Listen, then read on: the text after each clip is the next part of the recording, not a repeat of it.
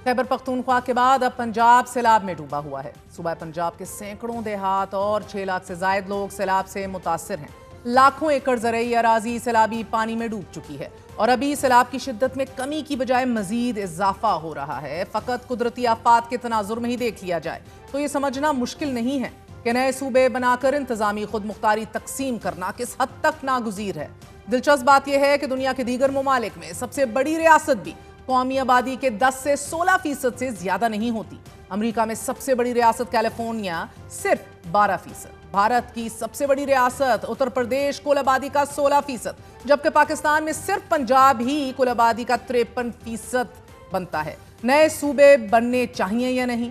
That has been the $1 million question. 78 बरस में हर सियासी मसले को इंतजामी ऐनक से देखकर कई हल तजवीज़ किए गए हैं, मगर तजवीज़ किए गए इन नुस्खों में से कोई एक भी काम ना आ सका, या ये कह लीजिए किसी एक पे भी संजीदगी से काम नहीं हुआ। इकोनॉमिक सर्वे ऑफ पाकिस्तान 2024-25 की रिपोर्ट के मुताबिक चारों सूबों की सतह पर स्टेटिस्टिक्स में गहरी सियासी समाजी मुआशी तफरीक मौजूद है, जबकि वर्ल्ड बैंक की रिपोर्ट के मुताबिक 45% अफराद इस मुल्क में गुर्बत से नीचे की जिंदगी गुजार रहे हैं और 36% अफराद बुनियादी खुराक के बहरान का शिकार हैं।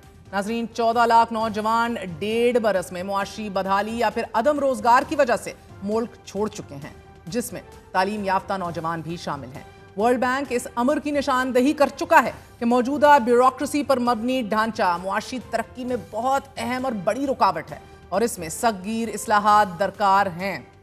12.5 करोड़ के सूबे पंजाब को चलाने के लिए एक चीफ मिनिस्टर, एक चीफ सेक्रेटरी, एक senior minister, 16 ministers, 2 special assistants और 29 पार्लिमानी सेक्रेटरीज हैं। 41 अजला पर मुश्तमिल सूबे के 6 अजला की आबादी दुनिया के 197 ममालिक और रियासतों से ज्यादा है। सिर्फ लाहौर की आबादी 1 करोड़ 30 लाख से जायद, फैसलाबाद की आबादी 91 लाख, रावलपिंडी की आबादी 57 लाख, रहीम यार खान की आबादी 55 लाख और मुल्तान की आबादी 53 लाख से जायद है। और ये डिस्ट्रिक्ट आबादी के लिहाज से दुनिया के 197 ममालिक से बड़े हैं।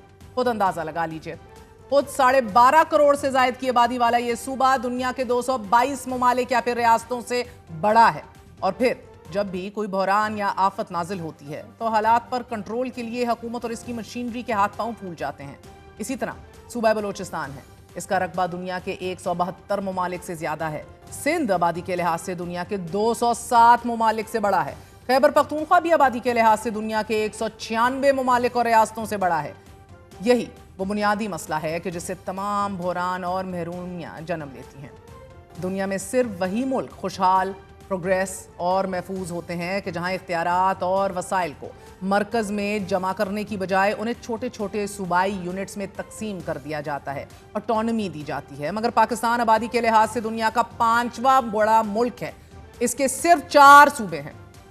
इसके मुकाबले में भारत के 28, चीन के 23, इंडोनेशिया के 38, अमेरिका के 50 सूबे हैं। 4.5 करोड़ आबादी का मुल्क अल्जीरिया, इसके 58 सूबे हैं।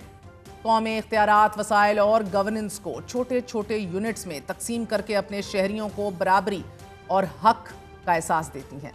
और हम 1970 तक 1 यूनिट में रहे। गुज़िश्ता 55 सालों से 4 सूबों में मुनक़सिम है। इख्तियारात की निचली सतह तक मुंतकली ना होने की वजह से अवाम ये शिकवा आज भी कर रहे हैं कि उनके टैक्सेस और वसाइल उन पर खर्च करने की बजाय सूबाई हुकूमतें बड़े शहरों को सहूलियात पहुंचाने में मसरूफ रहती हैं। एंड दैट मेक सेंस, क्योंकि बड़े शहरों में वोटर्स की तादाद ज़्यादा होती है, तो इन वोटर्स को काबू में रखने के लिए तमाम वसाइल का मुंह इन शहरी हलकों की तरफ ही मोड़ दिया जाता है। देही इलाके और छोटे शहर महरूमी का शिकार ही रह जाते हैं। यही वजह है कि बलूचिस्तान के अवाम में एहसास महरूमी जन्म ले रहा है। इसी तरह जनूबी पंजाब के अंदर भी वही एहसास महरूमी है। पंजाब की निस्बत दूसरे सूबे NFC अवार्ड ना मिलने का शिकवा करते रहते हैं, लेकिन अगर इन बड़े सूबों को छोटे छोटे 15-20 सूबों में मुनक़सम कर दिया जाए कि जहां हर सूबे की अपनी असेंबली हो, अपना वज़ीर आला हो और छोटी छोटी हुकूमती मशीनरी हो, कि जो इससे अवाम में पाए जाने वाला ये गम, ये महरूमी, ये एहसास भी ख़त्म हो सकता है और अवाम को मसावी हकूक़ और बराबरी की सतह पर तरक्की और खुशहाली के मौक़े भी मुयस्सर आ सकते हैं और इससे कौम में यकजहती का अंसर भी गालिब आ जाएगा। And for just a minute तसव्वुर कीजिए कि जो डिस्ट्रक्शन इन फ्लड्स की वजह, इस सैलाबी पानी की वजह से हो रही है, अगर हर डिस्ट्रिक्ट में اس کے آگے ہر یونٹ کو ایڈمنسٹریٹولی امپاور کر کے اٹونومس رکھا جاتا تو کتنی دیر پہلے پیشگی اقدامات لیے جاتے اور اس کے بعد ریلیف ورک کتنی تیزی سے ہوتا. نئے صوبوں سے نئے دارالحکومت بنیں گے, نیا انفراسٹرکچر بنے گا, ادارے قائم ہوں گے, ملازمتیں کھلیں گی اور پھر روزگار میں اضافہ ہوگا. چیئرمین پنجاب گروپ میاں عامر محمود نئے صوبوں کے قیام کے حوالے سے خاصے متحرک اور پیشنٹ ہیں. انہوں نے نئے صوبوں کی ضرورت کے حوالے سے کانسیپٹ پیپر بھی تیار کیا ہے اور اس میں صوبوں کے قیام, انتظامی معاملات اور آئینی تقاضوں کو بھی پورا کرنے کے بارے میں ایک مکمل لاہ عمل مرتب کیا ہے. آج بھی یونیورسٹی آف لاہور میں پاکستان کی نجی یونیورسٹی کی نمائندہ تنظیم کے زیر اہتمام آگاہی سیمینار سے خطاب میں انہوں نے ایک بار پھر نئے صوبوں کی ضرورت پر زور دیا.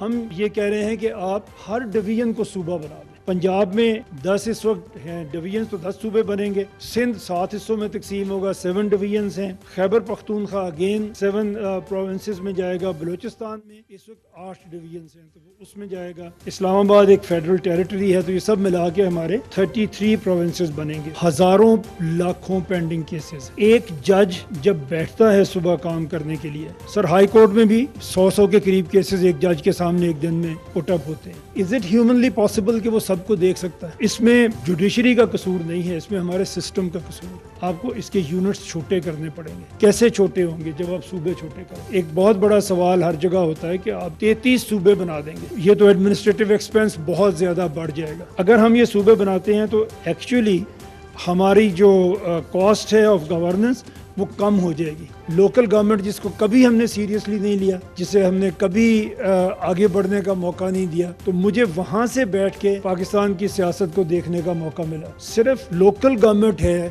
which is there to serve. آپ اپنی کوئی ضرورت دیکھ لیں, آپ کی 90% جو آپ کی ضرورت ہے گورنمنٹ کے ساتھ وہ لوکل گورنمنٹ سے پوری ہوتی ہے. کوئی بھی لیڈر جب یہ کام کرے گا تو یہ پاکستان کا سب سے پاپولر کام ہوگا اور لوگ اسے یاد رکھیں گے. کہنے کا مقصد یہ کہ جب اس ملک کے تاجر, بزنس مین, حتیٰ کہ فیلڈ مارشل بھی رپورٹ ہوا کہ نئے یونٹس اور نئے صوبوں کو ناگزیر سمجھتے ہیں, اور پھر ہر سیاسی جماعت ایٹ ون پوائنٹ اور another اس حوالے سے کمٹمنٹ کر چکی ہے اپنے ووٹرز سے, تو رکاوٹ کیا ہے؟ ناظرین, ملکوں کی ترقی اور خوشحالی بلدیاتی اداروں کی قیام اور ان کو اختیارات دینے میں ہے نا. شہریوں کی 90% ضروریات لوکل گورنمنٹس کے ذریعے پوری ہوتی ہے, لیکن یہاں انفارچونیٹلی صوبے تو دور, لوکل باڈیز کا سسٹم ہی غیر فعال ہے. 20-25 نئے صوبے, نئے یونٹس بنے, بلدیاتی ادارے اپنے شہریوں کے مسائل بہتر انداز میں حل کر سکیں گے. جنرل پرویز مشرف کے دور میں ملک میں 7 نئے صوبوں کی بات کی گئی, یہ تجویز سامنے آئی. مشرف حکومت نے اس حوالے سے روڈ میپ بھی تیار کیا. پھر مشرف انتظامیہ نے نئے صوبوں کی بجائے بلدیاتی سسٹم کو بحال کرنے کا بیڑا اٹھایا.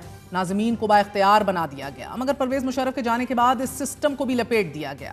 پھر 7 سال بعد 2015 میں بلدیاتی اداروں کے انتخابات ہوئے, مگر انہیں اختیارات نہیں سونپے گئے. And again even though Sindh is the only province right now جس کا یہ سسٹم ہے لوکل باڈیز کا, کتنا افیکٹو ہے, کتنے اختیارات ہے, وہ آپ کے سامنے ہے. اور باقی نے تو الحمدللہ کوشش بھی نہیں شروع کی. پھر 2018 میں اس نظام کو بھی غیر آئینی اور غیر قانونی قرار دے دیا گیا تھا اور بلدیاتی حکومتوں کا خاتمہ کر دیا گیا تھا. اب اس کے بعد آج تک بلدیاتی انتخابات کا انعقاد ہی نہیں ہو سکا.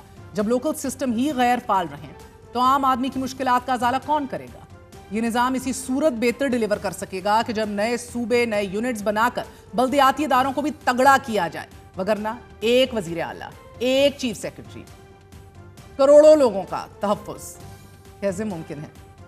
یہی ہم نے خیبر پختونخوا کے سیلاب میں بھی دیکھا, اور اب پنجاب کے خوفناک مناظر بھی ہماری آنکھوں کے سامنے ہیں. خدا خیر کرے آئندہ 1 سے 2 دنوں میں اسی طرح کی سیلابی صورتحال سندھ کو بھی لاحق ہو جائے گی.